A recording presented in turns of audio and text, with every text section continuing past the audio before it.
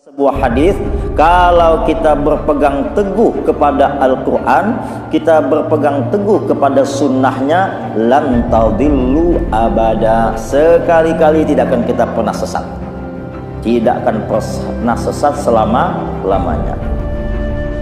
Tapi kenapa ada orang yang sesat ketika dia sudah mulai meninggalkan Al-Quran dan sunnah Rasul?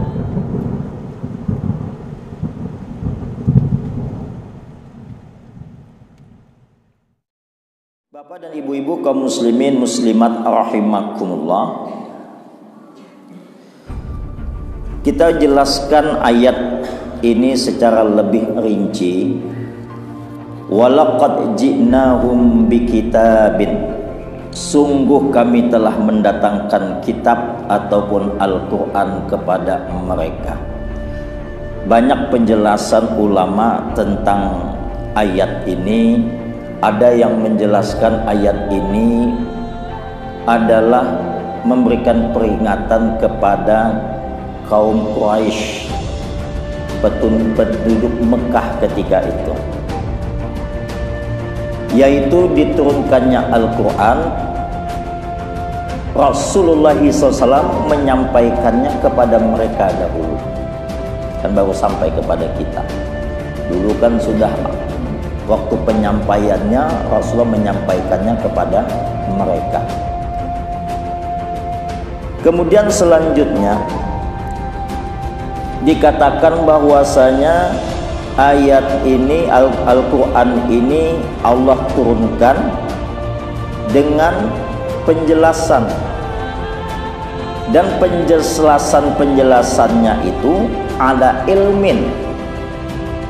Ala ilmin artinya atas pengetahuan, atas dasar pengetahuan, bukan bahasa kita sembarangan menjelaskan ini.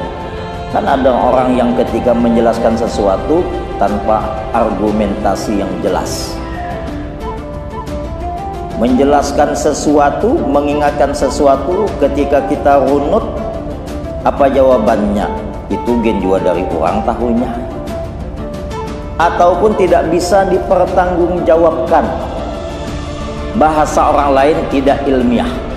Tidak ilmiah itu adalah bila seseorang berbicara tanpa ada dasar yang jelas, itu tidak ilmiah. Nah, maka Allah Subhanahu wa ta'ala menjelaskan Al-Quran ini ala ilmin, artinya adalah atas dasar pengetahuan. Dan kita mengetahui bahwasanya tidak ada yang lebih berilmu dibandingkan Allah Subhanahu wa ta'ala. Bahkan kita selalu menyampaikan Allahumma la ilma lana illa ma 'allamtana innaka antal alimul hakim. Ya Allah, la ilma lana illa ma 'allamtana, kami ini tak ada punya ilmu kecuali ilmu yang Engkau ajarkan. Karena sesungguhnya Allah lah yang maha berilmu, Allah lah yang maha mengetahui, Allah lah yang maha bijaksana. Wa ma utitum minal ilmi illa qalila, tidak kami turunkan, tidak kami berikan kepada kalian ilmu kecuali hanyalah sedikit. Bahkan dalam satu riwayat yang pernah kami baca, ilmu yang Allah turunkan untuk makhluknya itu, yang diberikan kepada makhluknya sehingga kita bisa membaca, bisa menulis, bisa membuat sebuah karya dan lain sebagainya, itu semuanya secara menyeluruh itu adalah bagaikan, ilmunya itu bagaikan ketika seekor burung yang memasukkan kakinya di atas samudra yang luas, lalu dia angkat lagi, ada tetesan air, satu tetes air yang menetes dari kakinya, itulah ilmu yang Allah berikan kepada makhluknya. Sedangkan ilmu Allah seluas samudra yang tanpa batas. Nah, bagaimana dengan kita meragukannya? Maka Allah mengatakan, ya, fassalnahu ala ilmin, kami merincikannya, kami menjelaskannya atas dasar pengetahuan Allah Subhanahu wa ta'ala. Kalau ada yang bertanya walaqad ji'na situ kan menunjukkan nahnu. Itu kan menunjukkan jamak lebih daripada satu. Minimal lebih pada satu. Itu baru nahnu. Tapi di sini kan menunjukkan Allah yang ahad, yang maha tunggal. Maka perlu kita pahami maksudnya di sini adalah menunjukkan keagungan. Kalau orang kita di Indonesia ini biasanya kalau menunjukkan rendah hatinya itu dengan kata-kata kami tak tahu, mohon maaf. Nah, itu pakai kami kan untuk menunjukkan rendah. Tapi kalau di Arab, dalam bahasa Arab, kata-kata nahnu itu menunjukkan ta'zim, keagungan. Jadi bila ada orang mengagungkan sedangkan dia sendiri lalu mengatakan kami, itu menunjukkan keagungan. Maka makna ji'na dengan bentuk nahnu di sini ya, mutakallimnya dengan kata nahnu adalah menunjukkan keagungan Allah Subhanahu wa taala. Allah yang maha agunglah yang telah mendatangkan kitab yaitu Al-Qur'an ini. Dan dialah pula yang menjelaskannya dengan ataupun berdasarkan kepada pengetahuan. Pengetahuan siapa? Tentulah pengetahuan Allah Subhanahu wa taala. Kemudian Al-Qur'an ini adalah merupakan warahmatan, merupakan hudan dulu, baru warahmatan. Menjadi hudan artinya petunjuk. Maka di awal surah Al-Baqarah kita insyaallah hafal ayatnya. A'udzubillahi minasyaitonirrajim. Dzalikal kitabu la raiba fi hudal lil muttaqin. Hudan artinya adalah pedoman. Hudan artinya adalah petunjuk yang dinyatakan oleh Rasulullah SAW dalam sebuah hadis. Kalau kita berpegang teguh kepada Al-Quran, kita berpegang teguh kepada sunnahnya, lan tadillu abada, sekali-kali tidak akan kita pernah sesat, tidak akan pernah sesat selama-lamanya. Tapi kenapa ada orang yang sesat ketika dia sudah mulai meninggalkan Al-Quran dan sunnah Rasul? Termasuk yang terjadi pada masa jahiliyah. Bangsa-bangsa Arab terdahulu mereka itu sesat diakibatkan mereka tidak mendapatkan huda, tidak mendapatkan petunjuk. Maka itu Allah menurunkan Al-Quran adalah sebagai petunjuk bagi mereka, bahkan bagi seluruh umat manusia. Hanya saja sudah kita maklumi siapa saja yang mendapatkan hidayah itu, yang mendapatkan petunjuk itu, yaitu bagi siapa yang mau menerimanya, yaitu adalah orang-orang bertakwa. Sedangkan golongan yang menolaknya ada dua. Yang pertama adalah kafir, yang ketiga adalah munafik. Nah, mudah-mudahan kita termasuk hamba-hamba Allah yang bertakwa dan terhindar daripada kemunafikan dan kekufuran. Amin ya rabbal alamin. Bapak dan ibu-ibu kaum muslimin muslimat rahimakumullah. Kemudian selanjutnya warahmah, dan sebagai rahmat bagi siapa? Hudan dan rahmat tadi liqaumi yu'minun, bagi orang-orang yang beriman. Bagi orang yang beriman, Al-Quran ini di samping pedoman petunjuk juga menjadi rahmat.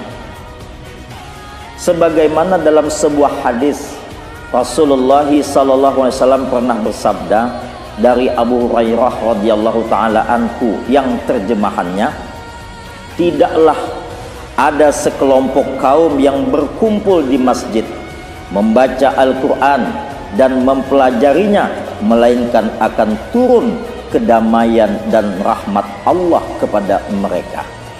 Malaikat akan mengerumuni mereka dan Allah akan menyebut-nyebut mereka di hadapan makhluk yang ada di sisinya. Hadis riwayat Abu Daud. Jadi kita malam ini sedang mengkaji Al-Quran.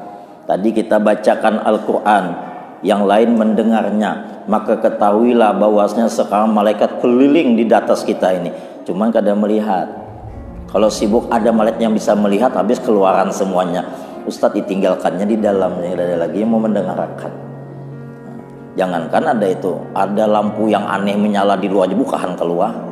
Nah, begitulah kita, rasa ingin tahunya kuat. Nah, tetapi ini jelas dalam hadis, apalagi di petang Jumat. Apalagi di petang Jumat.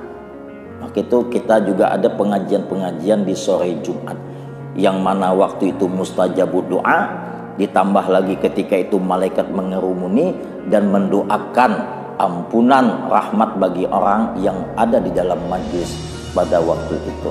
Demikian juga malam ini, mudah-mudahan Allah ampuni dosa-dosa kita semua dan terima amal ibadah kita dan meninggal dalam keadaan husnul khatimah.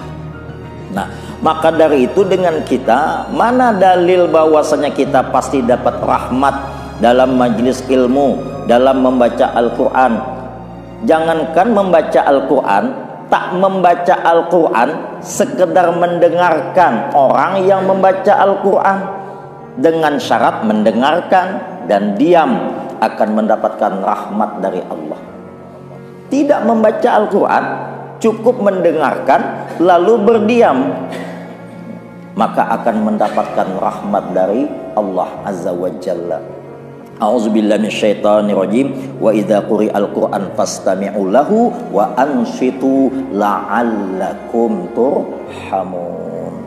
Dan apabila dibacakan oleh seseorang Al-Qur'an, fastami'u lahu, maka dengarkanlah. Wa ansitu, dan diamlah, agar kalian mendapatkan rahmat. Jadi orang yang mendengarkannya saja mendapatkan rahmat, apalagi yang membaca. Maka itu dengan kita setiap selesai membaca Al-Quran, apa doa kita? Allahumma rahamna bil Quran, ya kan? Ya Allah, rahmatilah kami dengan Al-Quran. Terjemahnya itu. Jadi siapapun dengan kita yang membaca Al-Quran, yang mendengarkan bacaan Al-Quran dengan baik dan diam, maka dia akan mendapatkan rahmat dari Allah Subhanahu wa Ta'ala. Lebih-lebih yang mengamalkan isinya. Kalau yang mengamalkan isinya, banyak lagi rahmat yang bakal Allah berikan kepadanya. Setiap amalan yang dari Al-Quran itu diamalkannya, maka Allah menjanjikan rahmatnya. Dan rahmat Allah yang tertinggi itu adalah nanti balasannya kenikmatan surga di akhirat, bertemu dengan Allah Azza wa Jalla. Bapak dan ibu-ibu kaum muslimin muslimat rahimakumullah. Maka itu ulama menjelaskan bahwasanya Al-Quran adalah merupakan solusi. Dengan Al-Quran maka kita akan menuju jalan kebahagiaan. Allah Subhanahu wa Ta'ala yang maha pengasih lagi maha penyayang kepada hambanya, Allah akan membimbing dalam rahmat dan kasihnya ke jalan iman yang bahagia. Kenapa? Siapapun orang yang beriman kepada Allah, beriman kepada Al-Quran, maka dia pasti akan bahagia di dunia maupun di akhirat. Lan tadillu abada, tidak akan pernah sesat selama-lamanya.